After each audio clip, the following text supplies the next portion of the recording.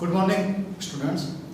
आज से हम वीडियो लेक्चर स्टार्ट कर रहे हैं 11th साइंस के लिए, जो बायोलॉजी के सेक्शन की बात करते हैं। बायोलॉजी के सेक्शन में बहुत सारे यूनिट्स, जैसे कि हम बात करते हैं कि 11th में टोटल 22 चैप्टर्स हैं, बट अभी हम जो चैप्टर स्टडी करने वाले हैं वो चैप्टर आपके ज़्यादातर 9th 10th के बेस पे है, जिसको हम लोग कॉमनली बोलते हैं सेल। जो सेल की बात करते हैं, ये जो वर्ड ही है हमारा सेल के लिए लिखा है कि यूनिट ऑफ लाइफ। क्यों हम लोग बोलते हैं यूनिट ऑफ लाइफ? क्योंकि लाइफ मतलब क्या होता है कि the surviving body. Surviving body का मतलब हम कंसीडर करते हैं जैसे कि एक ऑर्गेनिज्म है।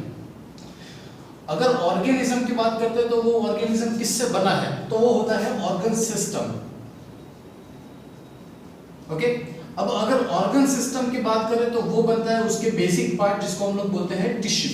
और टिश्यू बनता है किससे? तो कि सेल। इसका मतलब क्या हुआ कि cell will be the unit of life. और दूसरा वर्ड अगर निकाले सेल के लिए तो हम बोलते हैं उसको स्ट्रक्चरल एंड फंक्शनल यूनिट।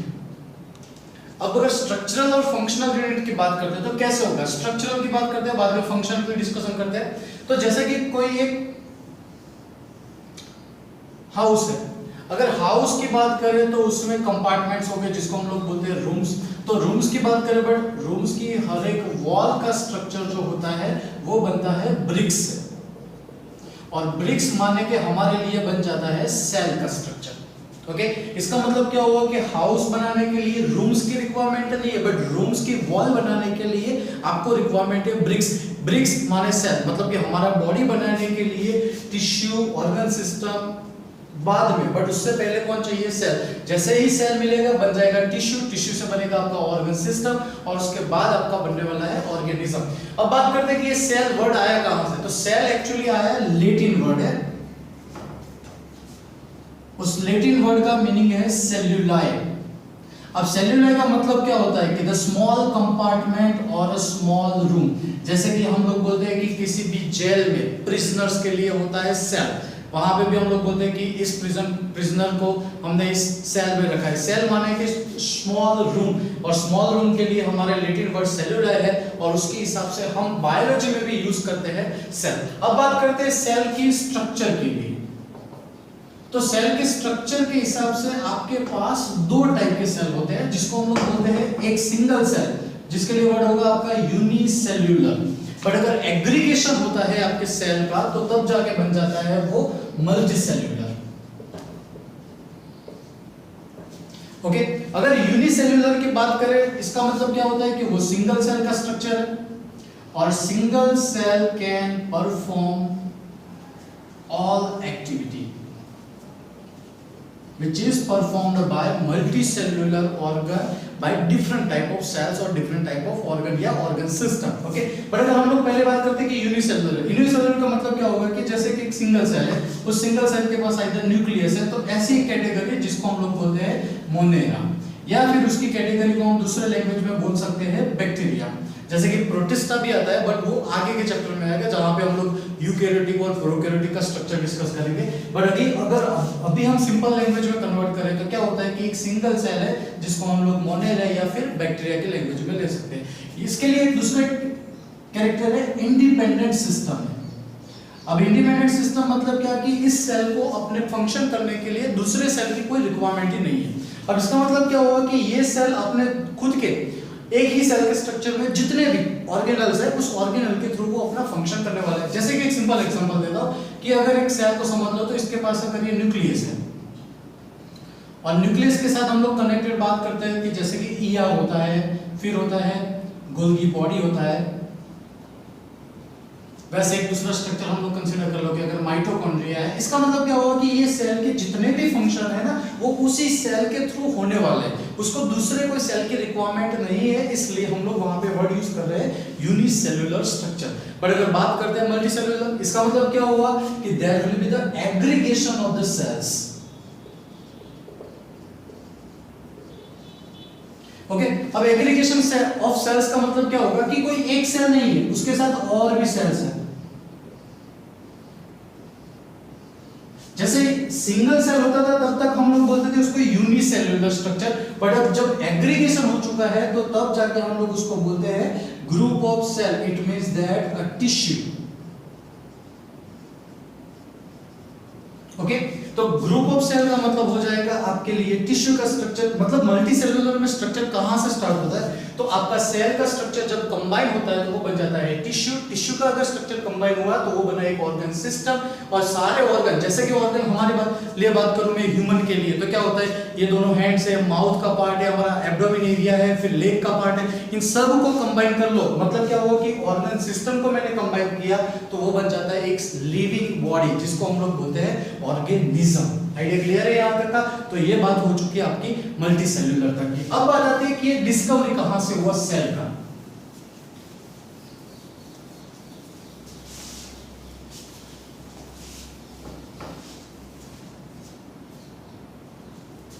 चलो अगर डिस्कवरी की बात करें तो सबसे पहले जो साइंटिस्ट का नाम आता है वो है रॉबर्ट हुक, जो 1665 में उसने डेड सेल का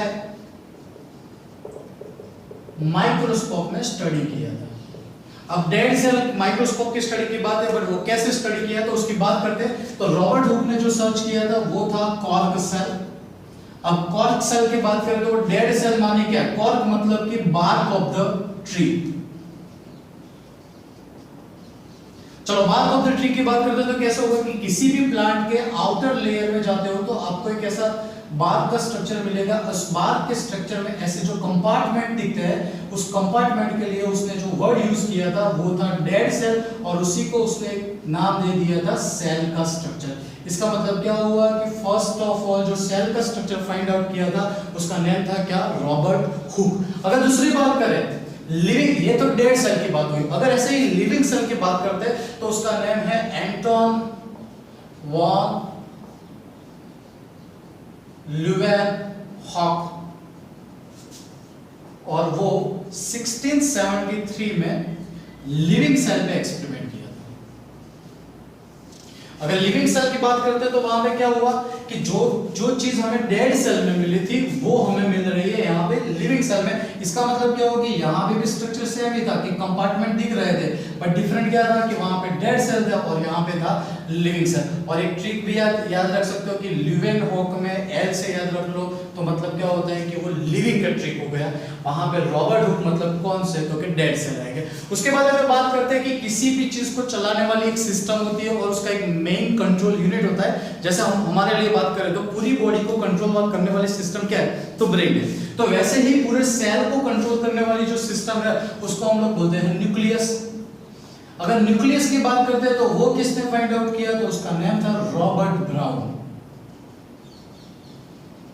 ओके, अब न्यूक्लियस क्यों इतना इंपॉर्टेंट है, जैसे कि एक सिंपल बात करता हूं कि अगर ये सेल है, सेल के अंदर ये न्यूक्लियस है, तो न्यूक्लियस के अंदर क्या होगा, तो जिसको हम लोग बोलते हैं कि डीएनए क्रोमेटिन नेटवर्क। और जो आपको मिलेगा किस फॉर्मेट में, तो जिसको हम लोग बोलते हैं क्रोमोसोम्स। अगर क्रोमोसोम के स्ट्रक्चर की बात करें तो कुछ इस टाइप का स्ट्रक्चर आपको मिलेगा।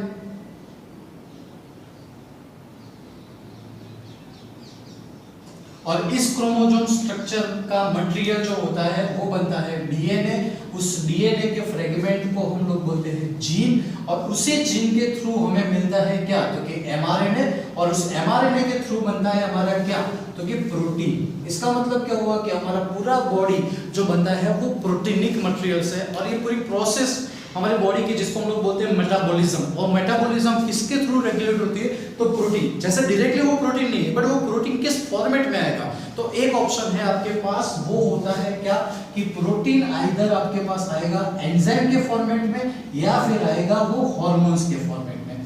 इसका मतलब क्या होगा कि किसी भी सेल को या फिर किसी भी बॉडी को ऑपरेट करना है तो उसके लिए चाहिए क्या, आपको सेल के लीड का पार्ट, जिसको हम लोग बोल सकते हैं न्यूक्लियस। ओके, अब उसके बाद आती है उसकी मेन थियरी, जिसको हम लोग बोलते हैं सेल थियरी, कि जो पूरी सेल को स्टडी करने के लिए जो सबसे फर्स्ट बनी थी, जिसको हम लोग बोल सकते हैं पोस्टुलेशन ऑफ द सेल या फिर सेल डॉक्ट्राइन थियरी।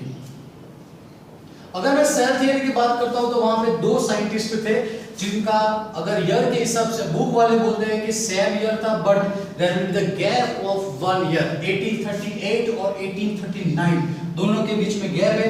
ओके, तो 1838 में कौन था, मैथ्यूस स्लेडन। ओके, और यहां पे क्या था, थिएटर स्वॉन। चलो दो साइंटिस्ट है, एक ही पीरियड बुक के हिसाब से बोले, बट अगर there will be the gap of 1 year, 1838 में मैथलिस स्लेडन था जो जर्मन बॉटनिस्ट था। और यहां पे हम लोग बात करें तो ये था ब्रिटिश जूलॉजिस्ट। अब नाम से ही पता चलेगा कि उनकी ब्रांच के हिसाब से ये बॉटनिस्ट था, इसका मतलब कि he will be studied in the plant anatomy और plant physiology and for the animal. Okay, अगर प्लांट से बात करें तो स्लाइडन ने ऐसा बोला कि प्लांट का जो सेल का स्ट्रक्चर होता है, उस सेल के स्ट्रक्चर में सेल वॉल प्रेजेंट है जो पूरे सेल को कवर अप कर रही है। ओके, बट वैसे ही अगर जूलॉजिस्ट की बात करें जिसमें एनिमल सेल का उन्होंने स्टडी किया, और एनिमल सेल के थ्रू बोला उन्होंने एक वर्ड जिसका नेम था प्लाज्मा मेम्ब्रेन। तो स्टूडेंट अगर प्रीवियस की बात करें 9th में, आप लोगों को एक चीज कॉमन पता है कि एनिमल सेल में कभी भी सेल वॉल नहीं होती, तो उसके बाहर एक फ्लेक्सिबल कवर होता है। वो फ्लेक्सिबल कवर कौन सा होता है, प्लाज्मा मेम्ब्रेन। इसका मतलब क्या होगा कि एनिमल सेल को कवर करने के लिए कौन होता है, प्लाज्मा मेम्ब्रेन। बट यहां से ध्यान रखना कि अगर यहां तक की बात है तब तक हम लोग बोलते हैं कि स्लाइडन ने काम किया, यहां तक की बात है तब तक बोलते हैं स्वॉन ने काम किया। बट इसके बाद की जो हम लोग बोलते हैं कि रियल में सेल थियरी क्या है, तो सेल थियरी के लिए जो पोस्टुलेशन हुआ था वो पोस्टुलेशन स्वॉन ने दिया था, बट वो दोनों के लिए था, मतलब कि प्लांट के लिए एज वेल एज एनिमल के लिए। तो स्वॉन ने क्या बोला कि जैसे एनिमल के लिए अगर हम कंसीडर करते हैं प्लाज्मा मेम्ब्रेन होता है कवर अप करने के लिए, तो वैसे ही अगर प्लांट का कंसीडर करो तो प्लांट में वो जो कवर अप होता है वो होता है सेल वॉल का। ओके, और उसके बाद स्वॉन ने वापस एक दूसरा पोस्टुलेशन दिया, क्या कि सेल जो होता है वो हमारा स्ट्रक्चरल एंड फंक्शनल यूनिट है। चलो ये तो पहले का कॉमन था, बट इसके ऊपर से उसने एक दूसरा पोस्टुलेशन दिया। क्या दूसरा पोस्टुलेशन दिया कि every organism are made up of cell and its product। क्या बोलेंगे इसको, और every organism are made up of cell and its product. क्यों बोलेंगे, क्योंकि देखो सेल है वो सिंगल था, जिसको हमने बोला कि स्ट्रक्चरल एंड फंक्शनल यूनिट। अब जैसे सेल को मैं कंबाइन करता हूं, मतलब कि सेल की प्रोडक्ट को मैंने कंबाइन किया तो वो बन जाता है टिश्यू, टिश्यू को कंबाइन किया तो वो बन जाता है ऑर्गन, ऑर्गन को कंबाइन किया तो ऑर्गन सिस्टम, और उसके बाद वो बना क्या, तो ऑर्गेनिज्म। इसका मतलब क्या होगा कि अगर आप सेल और उसके प्रोडक्ट को कंबाइन करते जाओ तो आपको लास्ट में क्या मिलेगा, ऑर्गेनिज्म। तो ये था स्वॉन का पोस्टुलेशन। बट हर एक थियरी में कोई ना कोई प्रॉब्लम होता है या कोई ड्रॉबैक हो जाता है, तो वैसे ही कि सेल थियरी में भी एक ड्रॉबैक आ चुका था। क्या, इन लोगों ने सब कुछ समझा दिया कि सेल कैसे आया, स्ट्रक्चर एंड फंक्शनल यूनिट की बात हुई, फिर ऑर्गेनिज्म तो सेल एंड इट्स प्रोडक्ट से बना, बट उन लोगों ने ये नहीं समझाया कि एक सेल में से दूसरा सेल कैसे बनता है। तो अगर इसकी बात करें एक सेल में से दूसरे सेल, तो इसके लिए इसके बाद का एक साइंटिस्ट का नाम आता है रुडोल्फ विर्को, जो था 1855 में। अब रुडोल्फ विर्को ने क्या समझाया कि every cell are originate from pre existing cells. इसका मतलब क्या हुआ कि यहां तक की थियरी में अभी तक कोई ऐसा आइडिया क्लियर नहीं था कि एक सेल में से दूसरा सेल कैसे बनने वाला है। बट रुडोल्फ विर्को का जो पोस्टुलेशन था उसमें उसने एक्सप्लेन किया कि cell are originate from pre existing cell. इसका मतलब क्या होता है, जैसे कि एक सिंगल सेल है और ये सेल अपना डिवीजन कंप्लीट करता है तो बनाएगा दो सेल। चलो ये दो सेल बने, इसके बाद वापिस से बनेगा क्या, दो सेल, वापिस से बनाएगा दो सेल। इसका मतलब क्या होता है, जिसको हम लोग बोलते हैं सेल डिवीजन। वैसे 11th में ये 10th चैप्टर में आएगा, इसके बाद का एक चैप्टर है 10th जिसमें सेल डिवीजन की बात होगी। मतलब कि टोटल अगर सेल बायोलॉजी की बात करें तो हमारे पास ऐसे दो चैप्टर है। एक तो चैप्टर अभी जो हमने स्टार्ट किया है कि cell the unit of life, और उसके बाद से बात मतलब कि ये 8 है तो 9 और 10th चैप्टर की बात करें तो 10th में आएगा सेल साइकिल और सेल डिवीजन। वहां पे हम लोग डिस्कशन करेंगे कि एक सेल में से दूसरा सेल कैसे बनने वाला है। आइडिया यहां तक का क्लियर है। अगर दोनों चैप्टर को कंबाइन करता हूं तो वहां पे मैंने अभी एक वर्ड यूज किया कि सेल बायोलॉजी। ओके अब सेल बायोलॉजी का मतलब क्या होगा, तो पहले समझ लो कि सेल तो है, पर उसके बाद बायोलॉजी मतलब कि लिविंग लाइफ की बात चल रही है। तो सेल बायोलॉजी में हम क्या करते हैं कि किसी भी सेल के तीन चीजें, अब तीन चीजों में क्या आएगा, एक तो आएगा उसका स्ट्रक्चर स्टडी करना है आपको, फिर आएगा उसका फंक्शन स्टडी करना है, और उसके बाद उसी सेल का रिप्रोडक्शन स्टडी करना है। अगर बात करते हैं तीन कैसे, तो सेल के स्ट्रक्चर के हिसाब से मैं बात करूं तो क्या हो सकता है, आइदर वो यूनिसेलुलर हो सकता है, मल्टीसेलुलर हो सकता है, यूकैरियोटिक भी हो सकता है, या फिर प्रोकैरियोटिक भी हो सकता है। तो ऐसे जितने भी है वो स्ट्रक्चर में आएंगे। फंक्शन की बात करते हैं तो हर एक सेल का फंक्शन होता है, जैसे कि कोई सेल प्रोटेक्टिव होता है, कोई सेल सिक्रेटिव होता है, कोई सेल एब्जॉर्प्टिव होता है, तो वैसे उनके फंक्शन की बात आएगी। और लास्ट है रिप्रोडक्शन। रिप्रोडक्शन माने क्या होता है कि एक सेल में से दूसरा सेल कैसे बना हुआ है। जैसे कि एक सिंपल एग्जांपल देता हूं, अगर बॉडी के नॉर्मल सेल जिसको हम लोग बोलते हैं सोमेटिक सेल, अगर सोमेटिक सेल की बात करते हैं तो वो लोग डिवीजन करते हैं कौन सा, तो कि माइटोसिस, मतलब कि एक में से दो सेल बनने वाली प्रोसेस। बट अगर मैं रिप्रोडक्टिव सेल की बात करूं, जैसे कि स्पर्म सेल होता है या ओवम सेल होता है, तो उनमें क्या होता है कि मियोसिस होता है।